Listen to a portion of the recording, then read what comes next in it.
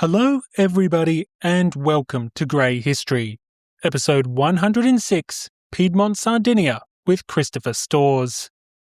Wedged between France and Austria, the Kingdom of Piedmont-Sardinia is one of the most interesting and overlooked participants of the French Revolutionary Wars. Remembered today for unifying Italy in the 19th century, its rise and brutal fall in the 18th century will be the focus of today's episode. Joined by historian Dr Christopher Storrs, we're going to explore how warfare shaped this unusual kingdom, and why its diplomatic manoeuvres became infamous across Europe. Along the way, we'll touch on Admiral Nelson, the Polish Partition, and even some grey history regarding interpretations of Italian unification. So buckle up, as this will be a fantastic episode on one of the era's most misunderstood players. But before we navigate the grand history of this small state, thank you so much to the Grey History community. As we commence 2026, I'm extremely grateful for the generous support of amazing people across the planet. If you're enjoying Grey History, please consider joining the community at Patreon and sponsoring more history that isn't black and white. For the price of just a coffee or two a month, you can enjoy uninterrupted listening, bonus content, and the warm fuzzy feelings of supporting an independent creator. Of course, the last episode was a members-only episode on the Republican calendar, and that's just some of the fantastic episodes waiting for you right now. Support the show today at patreon.com. Now, it's with tremendous pleasure that I get to welcome the newest, greatest person in the universe. A warm welcome to the newest virtuous citizen, Brian. Thank you to every amazing patron of the show, including the great of the greats, the heroes of the revolution, Brian, Jeff, Kevin R., Scott, Howard, Alberto, Kevin S., and Griff.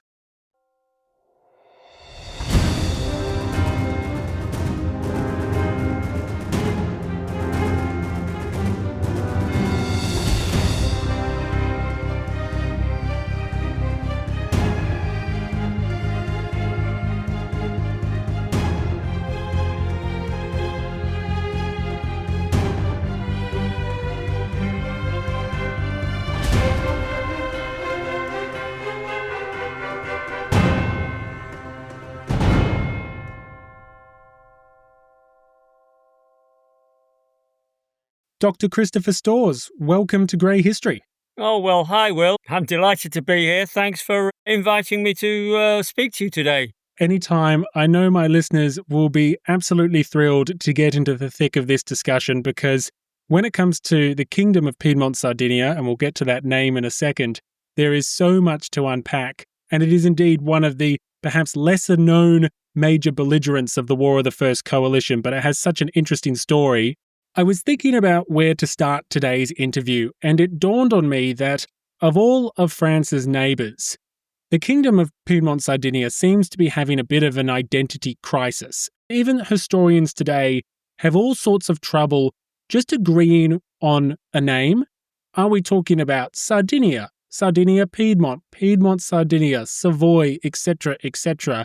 And so I look at this and I think to myself, part of the confusion surely stems from the rather unusual origin story. And so I was wondering, perhaps it makes sense to start with how exactly this rather peculiar kingdom came into existence in the early 1700s. That's a big question, it has to be said. The problem of identification and what people refer to it as relates to a lot of problematic issues, it seems to me. One is the question of resources and where the resources of the state come from, and the other is its status in a very status-conscious world.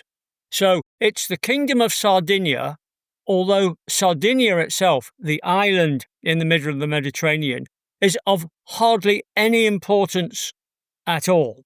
So the core territory is Piedmont on the Italian mainland, which is the largest territory, the most populous, the wealthiest, in a collection of territories which is typical of what we think of as, I'm sure you've come across this term before, the composite state of Ancien Regime Europe. So a collection of territories at the core of which is Piedmont. But in this very status-conscious world, because the rulers of the House of Savoy actually are kings in Sardinia, whereas in Savoy they're merely dukes, then they prefer to place the emphasis on the Kingdom of Sardinia, which plays virtually no part in the story at all.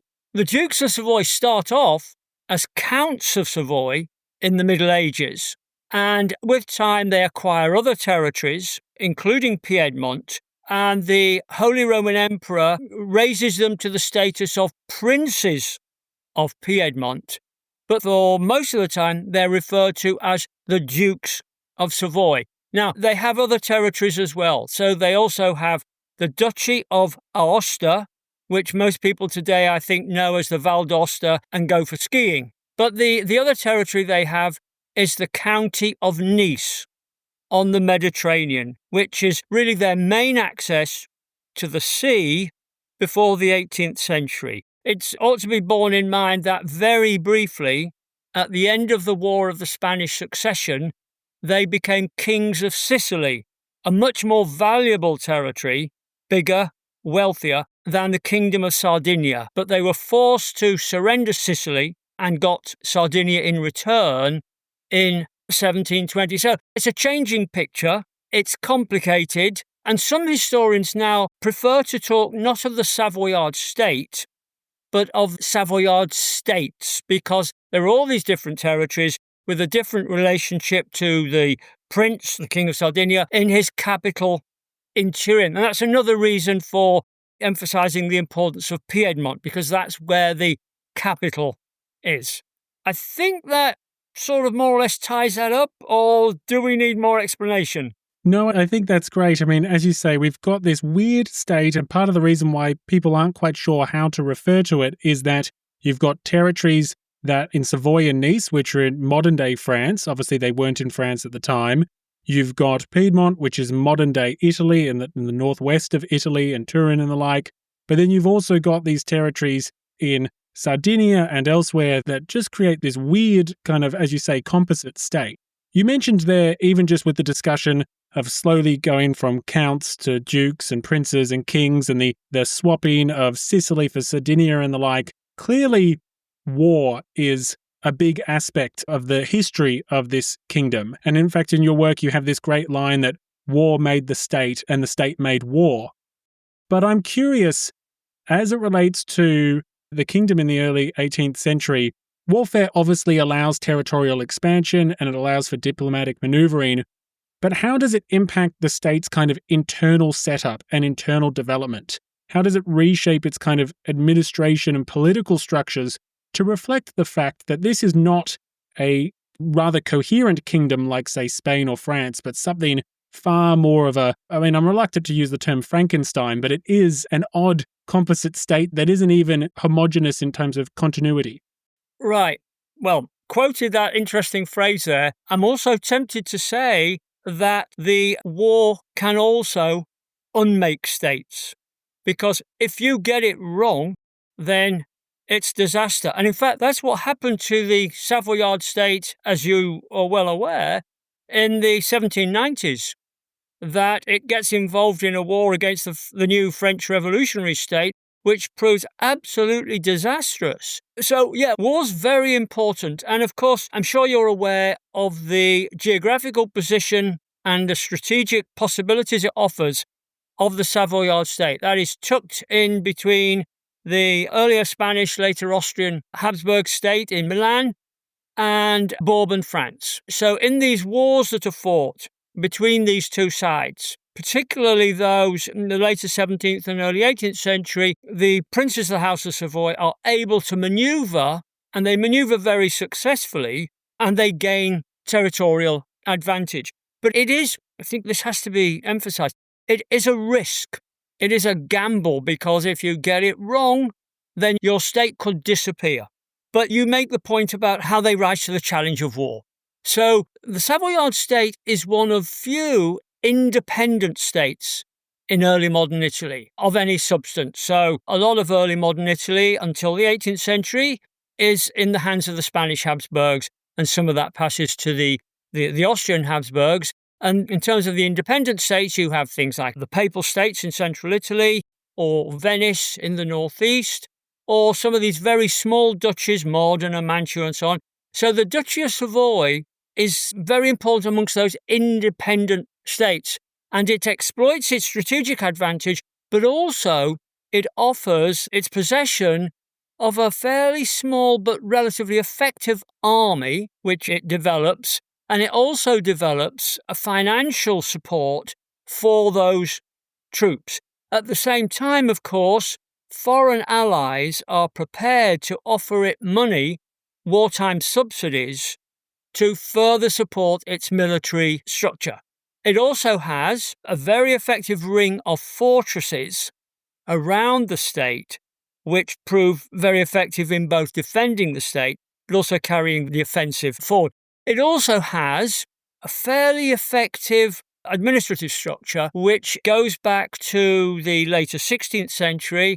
During what we call the Italian Wars of the 16th century, the Duchy of Savoy was occupied by the French, and it was only restored to independence at the end of the Italian Wars in 1559, when Duke Emmanuel Philibert was restored, and he recognized that he really needed to develop a coherent state structure to ensure that his states were properly defended in future from foreign invasion and occupation. And that meant really an army, but also the tax structure to support that army. And in the 18th century, Victor Amadeus II, the Duke who really starts the process of aggrandizement off in the late 17th century, he also takes further forward this process of administrative centralization. He develops a strong centralized structure of administration. He, for example, introduces French-style intendants in some of the provinces. Now, we have to be careful because we don't have a complete centralization. So, for example, in the Duchy of Aosta, very small, not very important really, and it's not really a problem to leave it with its traditional institutions, right, which allow a great deal of delegation, decentralization. Victor Amadeus realizes it's not worth the trouble of a confrontation with the duchy's elite in order to get more resources because it's a poor territory. It's not going to really yield more by way of resources. But on the whole, the Savoyard state is a more effective, more integrated, more centralized government from about 1720 onwards. So it's undergoing some of the similar sort of pulls towards absolutism that the French state is going through at similar times. Would that be a fair summary? I think that's fair. Well, I mean, as you and your audience will know, France itself was still a rather sort of a patchwork. So you have that distinction between the pays d'etat and the pays d'élection. And similarly in the Savoyard state, some of those territories are more effectively integrated into a centralized absolutism than are others. So, for example, Sardinia is a long way away. To reach there, you've got to cross water. The Duke of Savoy has nothing by way of a navy. So it's actually much more difficult to control Sardinia than it is, say, Piedmont, which is where the capital is. So it's easier for the king and his administrators to make their authority effective in that administrative heartland. And so it's not really until the middle of the 18th century, after the War of the Austrian Succession, that the king in Turin and his ministers start to think about more effectively centralizing control in Sardinia from Turin. Right. And I imagine, you've just been touching on some of the geographic difficulties that is presented by this composite state. But I imagine you would have all sorts of local traditions, local privileges, linguistic diversity across the kingdom as well. This would not be a culturally homogenous kingdom by any means. I was wondering what sort of challenges that this presents for the administration, and does the administration in Turin, do they For example, do they prioritize certain languages or certain legal systems or certain nationalities, or how do they approach the fact that they have a real patchwork of territories that make up their kingdom? Great question, because you're absolutely right. There is a tremendous cultural diversity. So Nice, Savoy, they are very much looking in the direction of France. The language there is French. Well, you even have these local dialects. So this complicates a picture we tend to think of as very French. Whereas in Piedmont, they're using Italian. In Sardinia, they're using not only Sardinian, but there is this tradition, because Sardinia was long under the Spaniards, of using Spanish in official documents and so on. We also have a certain diversity in terms of measurements, weights, and so on. So there's a lot of diversity. The currency, for example, the coinage. So what the authorities in Turin are trying to do after mid-century is to encourage a greater use of Italian at the expense of Spanish. But on the whole, I think people at the upper ranges of government are effectively bilingual. They are using Italian and French, but they are increasing Italian. And it's worth noting here that I referred earlier to Duke Emmanuel Philibert, who'd been restored after the French occupation during the Italian Wars, and he moved the capital from Chambéry in Savoy to Turin after his restoration. So to some extent, he is making it more of an Italian state, although we have to be very careful there. I think not to bring too far forward this idea that this is a state that's going to go on to Italian unification. I mean, we might touch on that a little bit later, a little bit more. Yes, no, I would love to touch on the role in unifying Italy in the 19th century. But before we get there, that shift of the capital away from France and more towards Italy, and kind of more between the halfway point, if you like, between French interests and what becomes Austrian interests. I think that's a nice segue for the diplomatic relations of this kingdom. Is Sardinia, Piedmont, obviously it's not one of the great powers, it's wedged between two of them. I'm wondering in the 18th century how you would characterize its position. Is it a largely independent actor? Does it rely on one of the great powers more so than the other? Is it, at the mercy of them? I'm curious, what's its position from a diplomatic point of view in the 18th century? Okay, so diplomacy is really important in exploiting the strategic position to gain territory and status. And Victor Amadeus II, who's there the later 17th, early 18th century, he's gone down in history as this remarkable character who really brilliantly exploits the Savoyard diplomatic position. And in fact, we have in the 18th century, the whole Savoyard diplomatic approach is regarded as probably among the best in Europe. And so Lord Chesterfield, the English nobleman, he says you should go to Turin and pick up some of the expertise of the Savoyard diplomats. Now, there's also a sort of a black legend. I like this term of the black legend of Savoyard diplomacy, where these people have absolutely no scruples and they sit above the conflict and they just very, very selfishly exploit their position. And there are some very obvious examples where, so at the start of the War of the League of Augsburg, or the 9 Years' War as it's often referred to, Victor Amadeus wants to escape French control. He resents the fact that he's very much dominated by Louis XIV. And so he takes advantage of the outbreak of the War of the League of Augsburg to sell his alliance to the Grand Alliance led by William III, William of Orange. So abandoning Louis XIV. And then 6 years later, Louis buys him off with some cessions of territory, and Victor Amadeus deserts his allies. And so they are horrified. They think he's awful. And then a few years later, the War of the Spanish Succession, Victor Amadeus allies with Louis XIV. And then a couple of years later, he abandons him. Right? So he gets this European reputation for being really unscrupulous and untrustworthy. But all he's doing is he's exploiting that strategic position using very effective diplomacy. And it's the same sort of thing going on for the rest of the 18th century, although never again really does the House of Savoy betray its allies in quite the same way. But they do have a very effective diplomacy.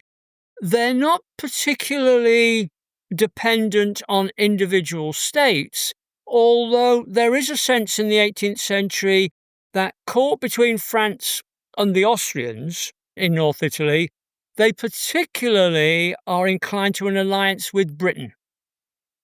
And this is because Britain doesn't really have any interests in Italy, as do France and Austria, but also Britain is very interested in having some of the core territories, islands in the Mediterranean in the hands of a sympathetic state. And so the Duke of Savoy, as I said earlier, hardly has a navy worthy of the name, so he might be dependent on British support. And that's why the British are crucial in his getting Sicily in 1713. But also the British pay subsidies. A very prosperous Britain in the 18th century, one of the core components, I think, of British success in the 18th century, which I don't think we talk enough about, is the payment of subsidies to European allies. So in the 9 Years' War, in the War of the Spanish Succession, in the War of the Austrian Succession, Britain pays the King of Sardinia a subsidy which enables him to pay for his army, which helps keep the fight going against the enemy. Now, it all goes wrong for the Savoyards after 1756. For a couple of hundred years before the middle of the 18th century, European international relations are dominated by the quarrel between France and the Habsburgs. Initially the Spanish Habsburgs, later the Austrian Habsburgs. And this quarrel is the element of the international situation around which everybody else takes position. And in 1756, we get the diplomatic revolution in which Bourbon France and Habsburg Austria ally. This is an astonishing transformation of the international scene. And it suddenly cuts the Savoyard strategic advantage because they can no longer offer their alliance to either France or the Austrian Habsburgs. And for the next half century almost, Savoy plays virtually no part in European international relations.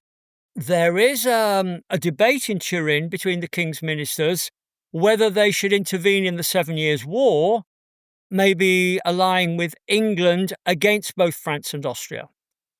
They don't do it. And in the American War of Independence, the Savoyard state is really a non-entity. They think, well, one might think that with the French Revolution and the outbreak of a war between France and Austria, so the breakdown of that Franco-Austrian alliance, you think, brilliant, they've got a new opportunity to take advantage of their strategic position. But of course, it's ideological by now, so that the ministers in Turin are not going to join revolutionary France against monarchical Austria. Again, we may come back to that a little bit later. But anyway, yeah, so diplomacy, very, very important. It is worth noting not only the importance, but also for listeners, that diplomatic revolution in the 1750s, the end result of that is, of course, the marriage of Louis XVI to Marie Antoinette, and that has all sorts of ramifications for the French Revolution. Could I just add there that as part of the Savoyard response to the diplomatic revolution, they feel, well, they're very anxious about the Austrians, particularly Emperor Joseph II, because the rise of Savoy to this date has been to some extent at the advantage of territorial concessions by the Austrian Habsburgs in the War of the Spanish Succession and later. And Joseph clearly wants to recover all those lost territories. And so everybody's very anxious. And of course, we also have, it's worth referring here to the partition of Poland, 1772-73. In the wake of that, a lot of the smaller states in Europe feel very anxious because they feel that the great powers are taking it on themselves to simply take the territory of other weaker states. And one of those states which feels quite anxious is the Kingdom of Sardinia. And one of the responses of the Kingdom of Sardinia, the King of Sardinia, is to become closer to France, as had been the case in the 17th century. And the king marries off two of his daughters to the Bourbons. So the king's brothers, Louis XVI's brothers, two of them are married to Savoyard princesses in the 1770s. So both Louis XVIII and Charles X, if I remember correctly, are married to princesses of the House of Savoy. It's marriage diplomacy. Absolutely. I mean, that, I suppose, is the perfect kind of representation of how Savoy was using diplomacy. And as you say, you can understand why, after the diplomatic revolution, you must be pretty worried if you're in Turin and you realize that France and Austria are now allies. Then I wonder, do you know if there was any serious discussion in Paris or Vienna around partitioning Savoy? Was that seriously considered, or was that just more the worst nightmare, the understandable worst nightmares of Turin, but it really didn't get off the ground? That's a really great question. I don't know the answer. And I think it's something I might look into, because clearly they did fear, particularly Joseph. And again, in the wake of the Polish Partition, very scary for a lot of states whose resources are not those of a great power. No, completely understandable. We've discussed the Polish partitions actually at quite some length because of its importance in Prussian, Russian, and Austrian distractions from the War of the First Coalition with revolutionary France. And I suppose that offers actually a great segue to the revolution. I'm curious, before hostilities commence, and if we were just to kind of take stock of the Kingdom of Sardinia, Piedmont, let's say in 1789, as the revolution breaks out, is this a kingdom that is, I suppose for the lack of a better term, healthy? Is it economically strong? Is it socially stable? Is this a kingdom?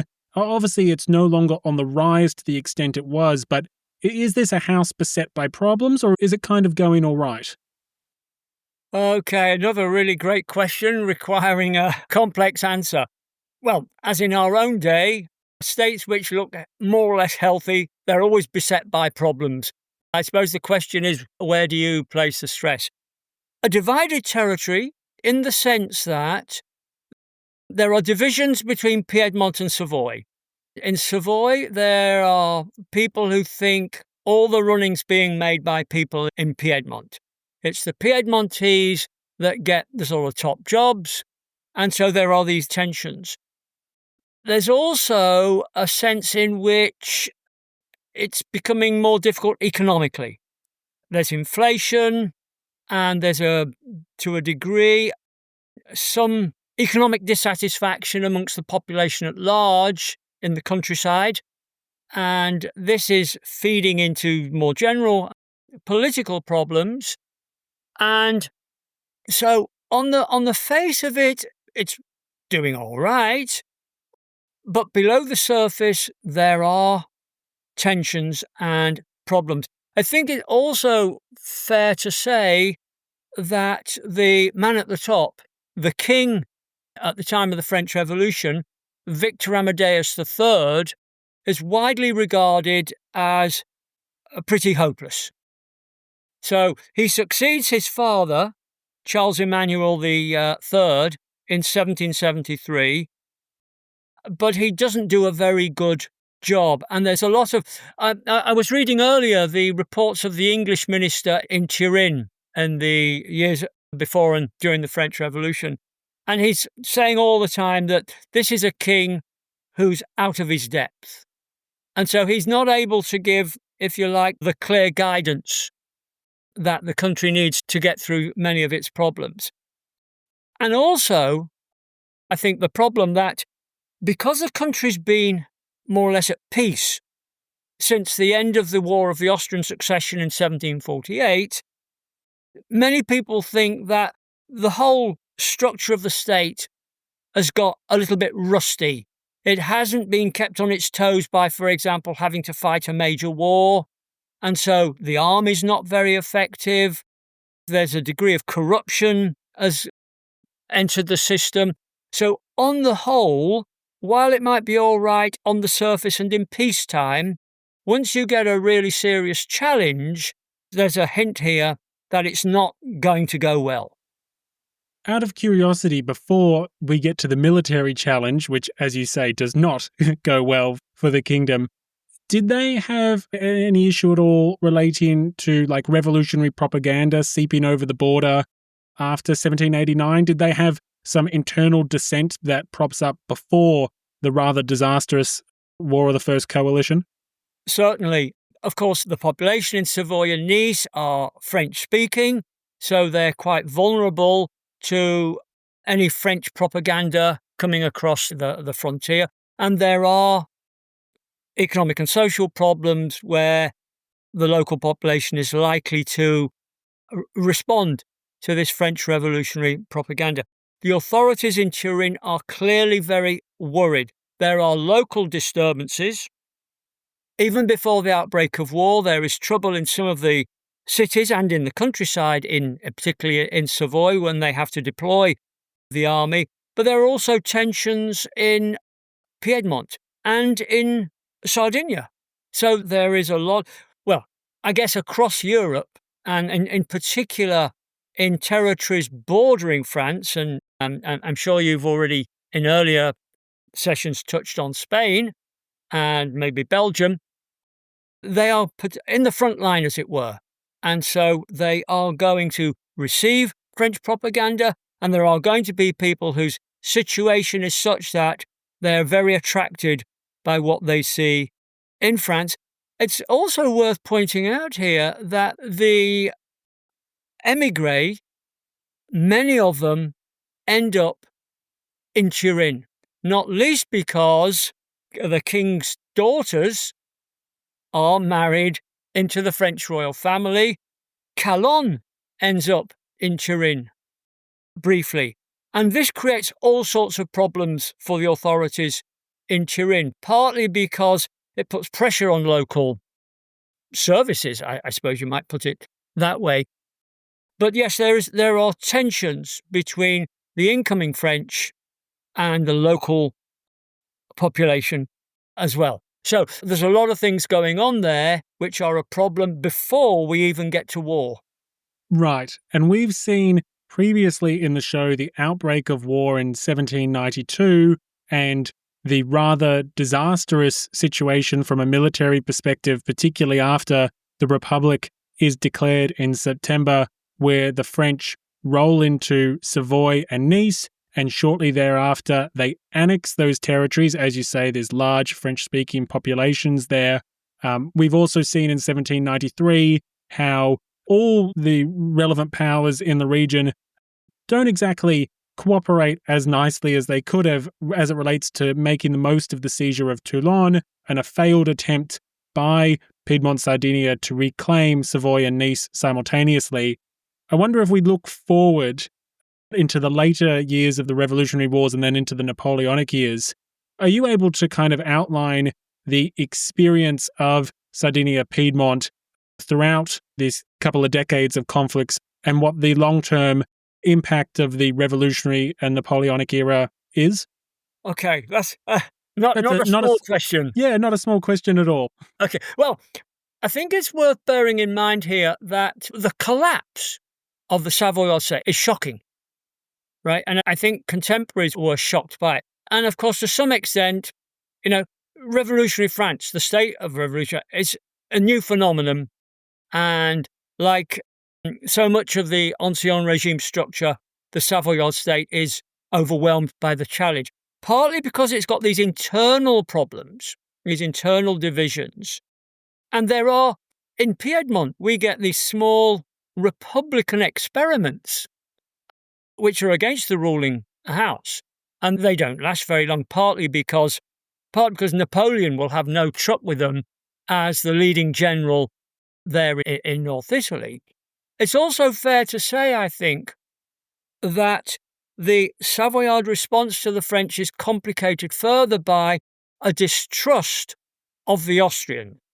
I mentioned a few moments ago that in the wake of the diplomatic revolution, in Turin, they're anxious about these revanchist aspirations of the Emperor Joseph II trying to recover territory which had been ceded to the King of Sardinia previously.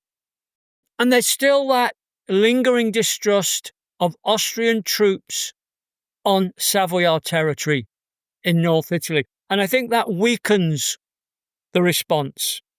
Then we think about what happens. Yes, the Savoyard collapse, we get the armistice in 1796, and then try to fend off the worst by actually allying with the French.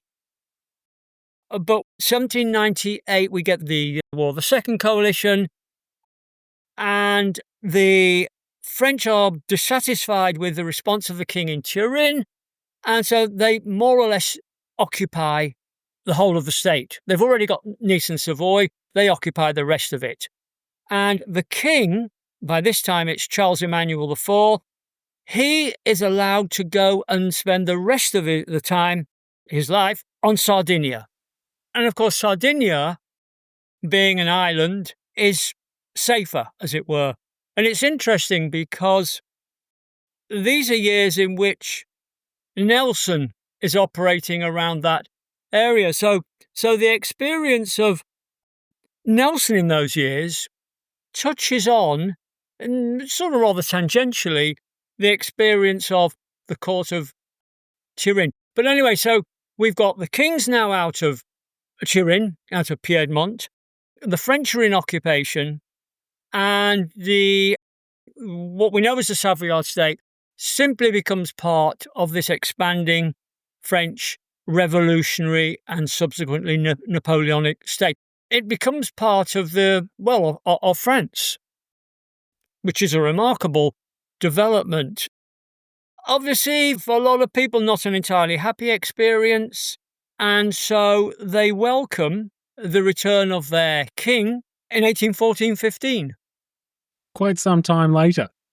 It is, yeah. And of course, there will be people who may be born in 1789 who by the time they reach any age of being aware in, say, 1796, they'll just be about 6 or 7, and then for their whole period of development, they haven't known the House of Savoy as their ruler. So when this chap comes back in 1814-15 and these people have just grown up in the last couple of decades, it might have been quite a surprising and, for some, maybe not a very attractive change of regime. No, it would, as you say, you could be roughly the age of 25 or so, and because of, the fact that you don't remember much when you're in your initial years, you would only ever know your home as being part of France. And this idea of recreating the Savoy kingdom would seem quite foreign to a lot of young people. Yeah, absolutely. And of course, not only recreating the Kingdom of Sardinia, but they're actually making it a little bit bigger. Because, as you may all know, the peacemakers in 1814-15 are trying to ensure France never threatens the rest of Europe in the way it has done in the last 25 years. And so those who pay the price of creating this ring around France are some of the republics. And one of the republics which disappears in 1815 is the Republic of Genoa, which is this goes back 1,000 years more. And the Genoese are really important to the finances of many European states in the 17th and 18th century. But the idea is republics aren't very effective, and the Kingdom of Sardinia needs to be made stronger. And so they give Genoa, to the Kingdom of Sardinia. And this creates a lot of problems because the Genoese resent this. And of course, it makes it even more of a composite state. It's just got one more territory added to the mix. I suppose if you look at a few decades horizon, though, it becomes the ultimate composite state by unifying the Italian peninsula. I was wondering, you have some views about, obviously, Italian unification. There is strong views around the historiography and some of the debates around Italian unification. And because the House of Savoy later leads this unification, the legacy of Savoy has helped to shape how historians view its earlier history in the 16th and 17th and 18th centuries. I was wondering if you could give us a quick overview of how Italian unification has influenced the way that we interpret pre-revolutionary Sardinia, and why you think it might be a bit of a mistake to read the history of Savoy as simply a prelude to broader national unification. Great question. Lots of interesting things to say by way of response. Firstly, of course, in the wake of unification, and by that, of course, we mean the creation of the Kingdom of Italy in 1861, there was a school of historiography particularly centred in Turin, not surprisingly, which sought to reinterpret the whole of the history of the Savoyard state, the king, its subjects, as progress towards the inevitable unification of Italy. So even setbacks like having to give up Sicily in 1720 to take the much poorer, less important island of Sardinia was interpreted by this school of historians as saying, now this was wonderful for advance towards a unification because it brought Sardinia under the House of Savoy. Yeah, so this whole school of writing. Nowadays, historians are not quite so sure about this, and they point to the fact that the princes of Savoy, the princes of the House of Savoy, never really thought of themselves as Italian. They ruled a state which was a patchwork, in which some of their subjects were very much French, and so they didn't think of themselves as, and weren't trying to impose an Italian identity on their subjects and states. And it's interesting that the Savoyard prince, who seems first to have got the idea of maybe making his state an integrated, unified Italian state, and we're only talking about the Savoyard territories here, was Charles Albert, who was from a junior line of the House of Savoy, because the main line died out in 1831. The usual story of these dynasties, right? The last three kings since 1796, none of them had any children, so it's a succession of brothers. So the line dies out, the main line dies out, so it passes to a junior line in the person of this chap, Charles Albert, Carlo Alberto, and he's deliberately sort of pursuing an Italianizing agenda in the 1830s and 1840s.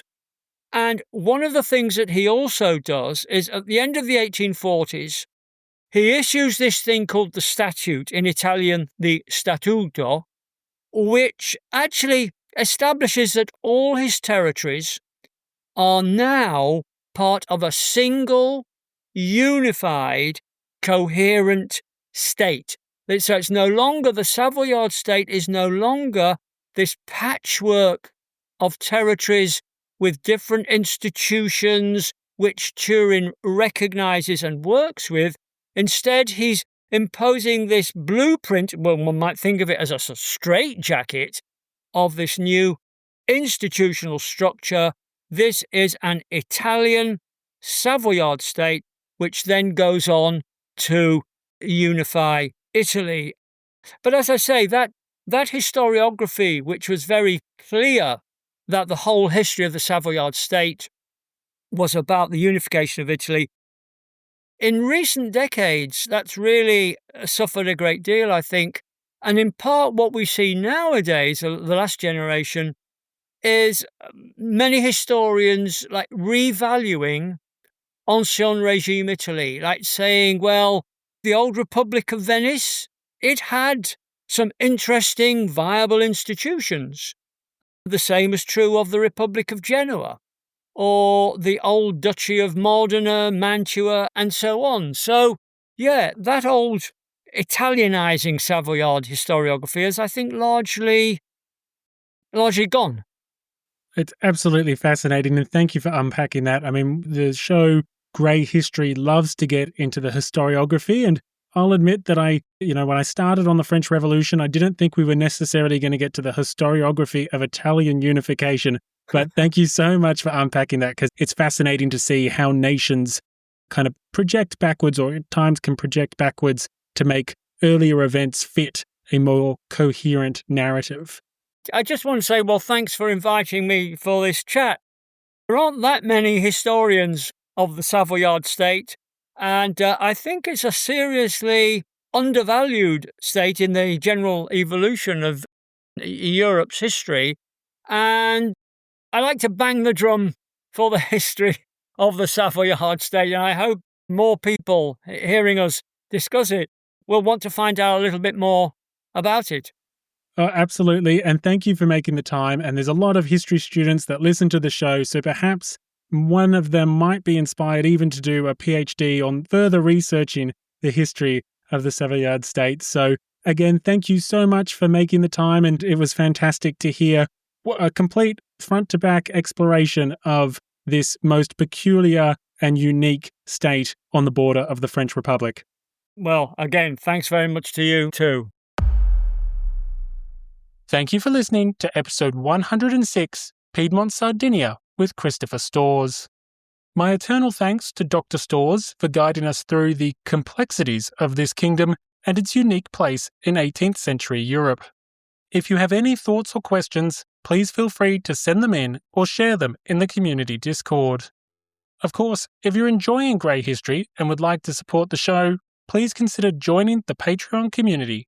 Starting the year with your support will help keep this podcast safe from annexation, and I could really use your help. Thank you for listening, stay safe, and have a great day. Grey History is brought to you by its amazing community members, including the heroes of the Revolution, Brian, Jeff, Kevin R., Scott, Howard, Hilberto, Kevin S., and Griff. Joining the amazing heroes are the fantastic champions of the people: Cindy, George, William, Laura, Daniel, Monica, Adam, Tom, Eyal, Harold, David, Alistair, Jeff, Ritus, Dan, Paul, Danny, Matthew, Sophia, Kevin, Scott, Jersey, Alvaro, Eric, the whole country of Luxembourg, Randy, Barbara, and Roby.